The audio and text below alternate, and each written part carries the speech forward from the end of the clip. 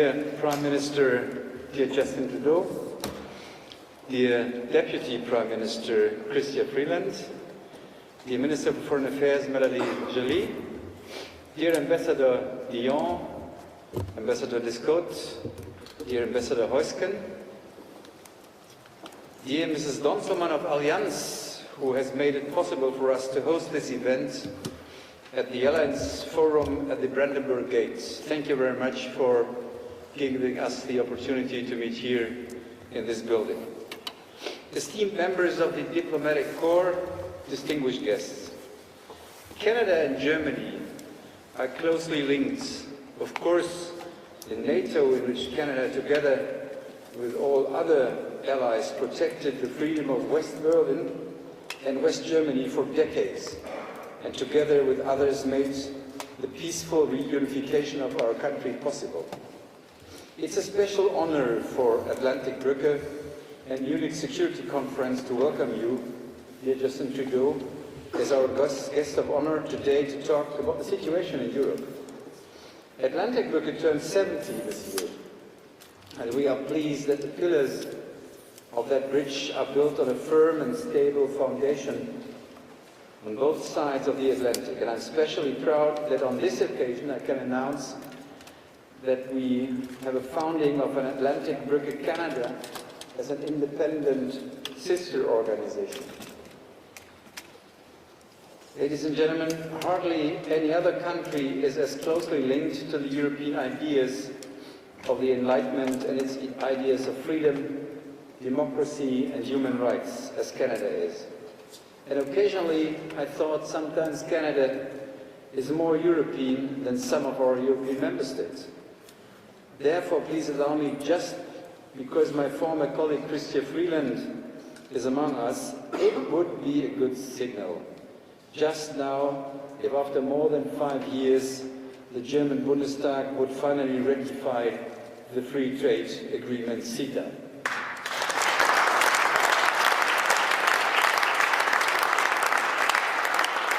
Which not only brings advantages for both sides, but above all is the most modern free trade agreement of our time. Because right now we are realizing we are living in a time in which even fundamental foundations of peaceful coexistence between peoples do not endure. War is once again raging in the middle of Europe. For the first time since 1939, when my country started the Second World War, a war of aggression is being waged on Europe's soil again. Almost 80 years after the inhuman Nazi regime was defeated, and 30 years after the end of the Cold War, Putin's war of aggression makes clear that we are entering again new dark ages. No other buildings represent this difficult war-torn history of Europe and Germany better than the Brandenburg Gate where we just went through. Throughout the Cold War, it was the symbol of a world divided, a world in which two ideological blocs stood face to face, threatening mutually assured destruction with nuclear weapons. But it also stands for the ability to overcome dark ages. It was before the Atlantik Gate where US President Ronald Reagan famously demanded, "Tear down this wall, Mr. Gorbachev." In 1990, when the Soviet Union collapsed and the Iron Curtain fell, Atlantik Gate became a symbol for peace and freedom in Europe. Today, Germany stands firm as a democratic, liberal country in the transatlantic community of values. 200 years after its construction, it seemed that Brandenburg Gate finally would deserve the name that was originally intended for it, Peace Gate. But we all saw that even in Europe, war is possible again.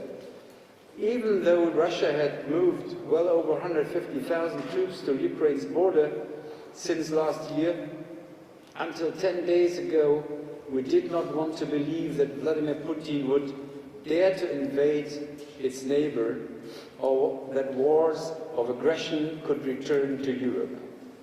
Russia's president's war of aggression is not about Ukraine, but about reconstituting this country as a great power, especially in Europe.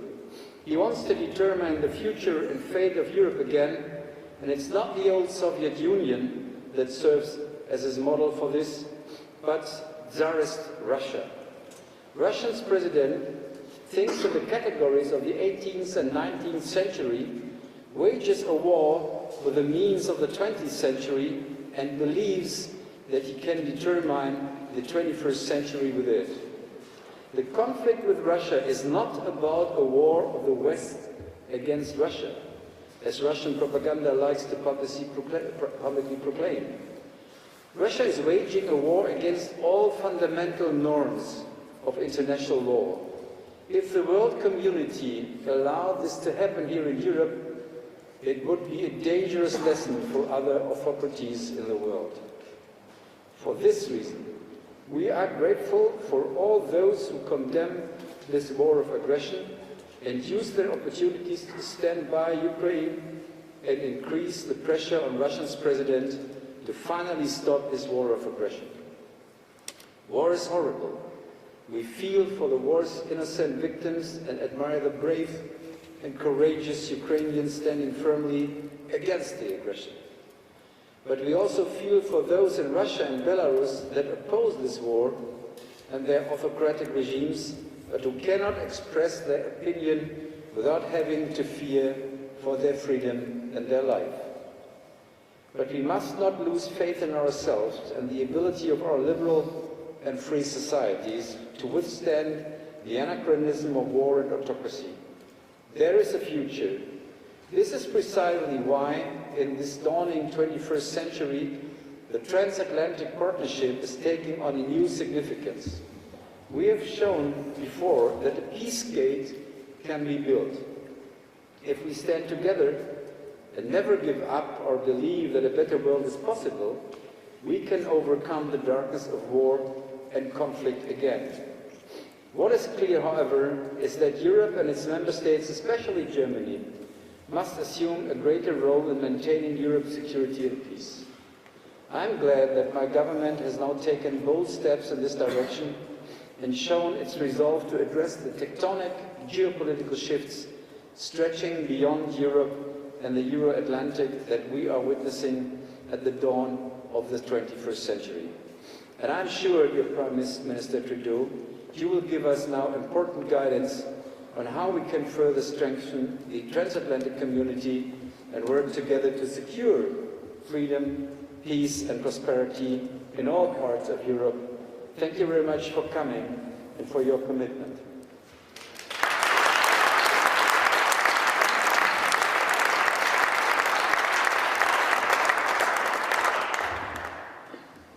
Thank you, Sigmar, for that warm introduction. It's so great to see you again. We really did work very well together during the CETA negotiations, and you've always been a friend and an ally to Canada and to democracies around the world. I'm looking forward to my conversation with Anna and with all of you. I want to thank Atlantik-Brückeat and the Munich Security Conference for bringing us together. It's a real honor for me to address you today. It's also very good to see Ambassador Heusgen today. Christoph, I will always remember that during your final closing speech at the UN Security Council, you chose to take part of your time to call once again for the freedom of Michael Kovrig and Michael Spavor, two Canadians who were arbitrarily detained in China. Thanks in part to your advocacy and the advocacy of friends and allies around the world, those two men are at home now. Thank you, Christoph.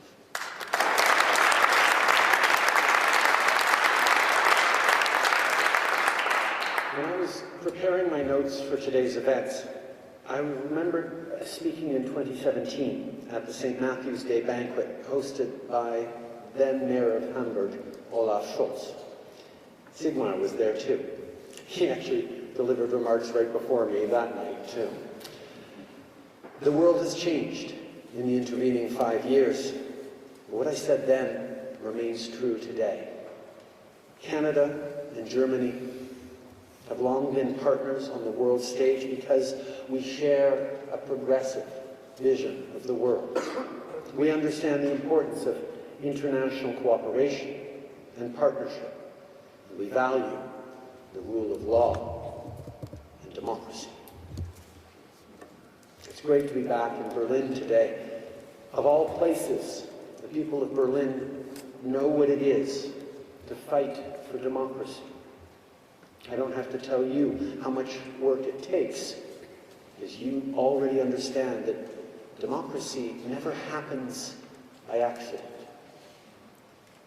And as we're reminded now, it certainly doesn't continue without effort. When Vladimir Putin launched a full-scale invasion of Ukraine, he violated Russia's international treaties, and he attacked the values that form the pillars of all democracies. This kind of brazen disregard for law and human life is a massive threat to Europe and to the world. Au cours des 80 dernières années, nous avons collectivement établi un ensemble de règles et d'institutions pour assurer la stabilité et la paix dans les affaires internationales. Nous l'avons fait pour protéger les gens et donner la meilleure garantie possible de respect et de liberté à tous nos citoyens. Ce sont ces règles et institutions qui sont aujourd'hui ouvertement menacées. President Zelenskyy and the Ukrainian people who are demonstrating so much courage and resilience, they're not only defending their country, they're defending the democratic values that are so important to all of us. They're standing up to authoritarianism. Canada and Germany stand with them. With our allies and partners, we've put in place the toughest sanctions ever imposed on a major economy. We're making sure Putin is held accountable for his actions. Canada also remains unwavering in our support for NATO. We're supporting NATO's efforts to protect Euro-Atlantic security, democracy, and the rules-based international system we worked so hard to build together. Last month, Chancellor Scholz made a historic announcement to shift German policy to meet the challenges of today, including by supporting Ukraine with lethal aid and military equipment. While Canada and Germany have stepped up to help defend Ukraine, so has all of Europe. Under the leadership of President von der Leyen, a proud European and a proud German, the European Union is mobilized to defend democracy. And in this, Germany and the European Union can count on the full support of Canada.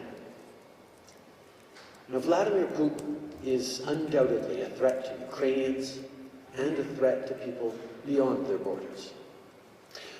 But even as we are clear-eyed about the challenge he represents, we mustn't despair. Because at its best, democracy is always stronger than authoritarianism.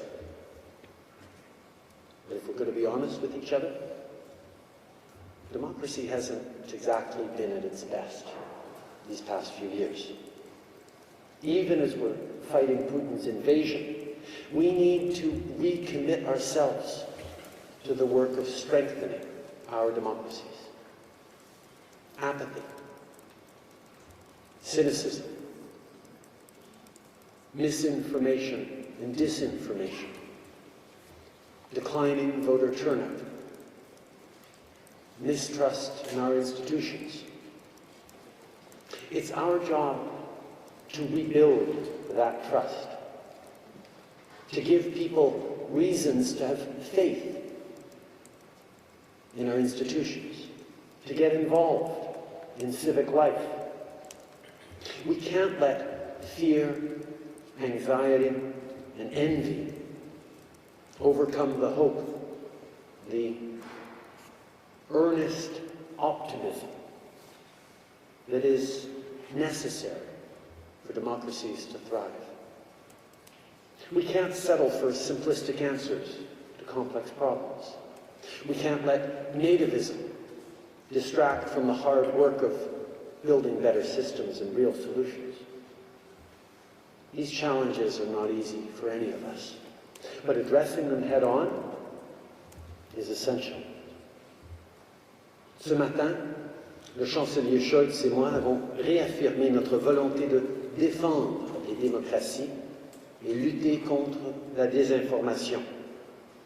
Le Canada et l'Allemagne vont accroître leur contribution au mécanisme de réponse rapide du G7 annoncé à Charlevoix, en portant une attention particulière aux pays visés par les pratiques malveillantes de la Russie.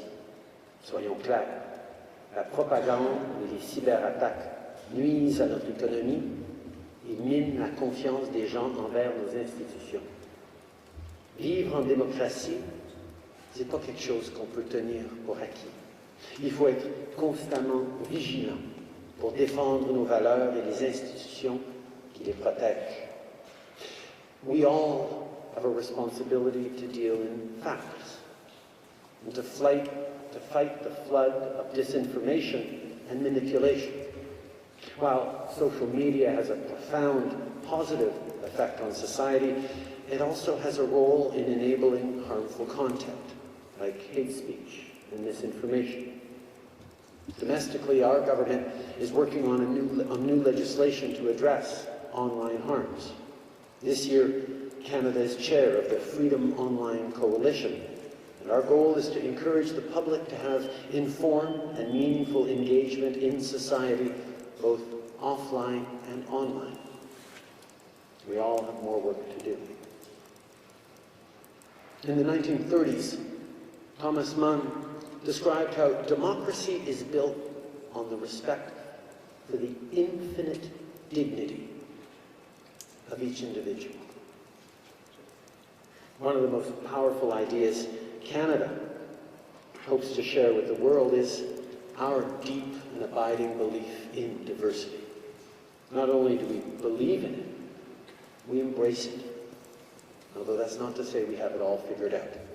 We're making progress, but there's always more work to be done on fighting systemic racism, on gender equality, on defending LGBTQ2 communities, on reconciliation with Indigenous peoples.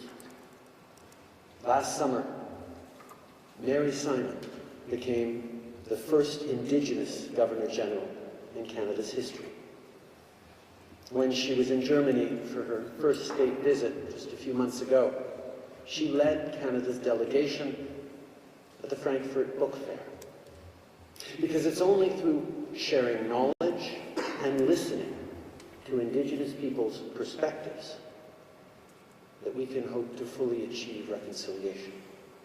That's why we need to stay open to hearing their truths and honoring their stories through books, oral history, and celebrating together their culture. The respect for the infinite dignity of each individual means no one should get left out. And this is also true for people who hold different political views. We all need to commit to more listening and less shouting. Diversity of ideas helps us learn from one another. Talking with people who think differently from us is how we challenge ourselves. And challenging ourselves is how we grow. So by strengthening our open, inclusive societies, everyone benefits. Democracy benefits. It's true for Canada, it's true for Germany, and it's true for everyone around the world. Il y a encore beaucoup de défis devant nous. La guerre en Ukraine, la pandémie, la crise climatique. Les conséquences sont réelles et elles touchent la vie des gens dans leur quotidien.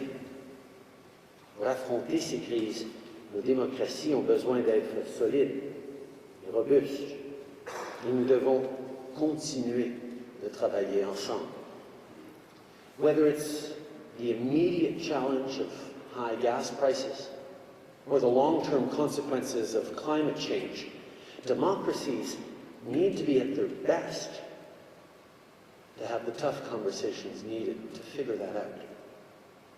Earlier today, Germany signed on to Canada's Global Carbon Pricing Challenge, and Canada signed on to Germany's Climate Club. Now, not only do we both have a price on pollution at home, we'll both be driving this work on the world stage, too. Canada and Germany are also two of the world's biggest economies. So when we stand united on something, it matters. After all, as this crisis in Ukraine has laid bare, we must keep working together. I know that European leaders have been calling for acceleration in the shift to clean, sustainable power as Putin tries to hold a continent of homes hostage over oil and gas. So I want to commend the leadership of Chancellor Scholz to halt the certification of Nord Stream 2 Russian pipeline. This was not an easy decision, but it was the right decision. You will not bend to intimidation, and you will find a path forward on a secure and sustainable energy future. You've made your vision clear, and Canada will stand with you. My friends, as long as we don't take our democracy for granted, as long as we keep working to make it better, as long as we stay united, we needn't ever feel intimidated by tyrants. Over the past years, Putin made the mistake of seeing disagreements as division and debates as weakness. It's actually our greatest strength. This Friday will mark 2 years since the World Health Organization declared COVID-19 a pandemic.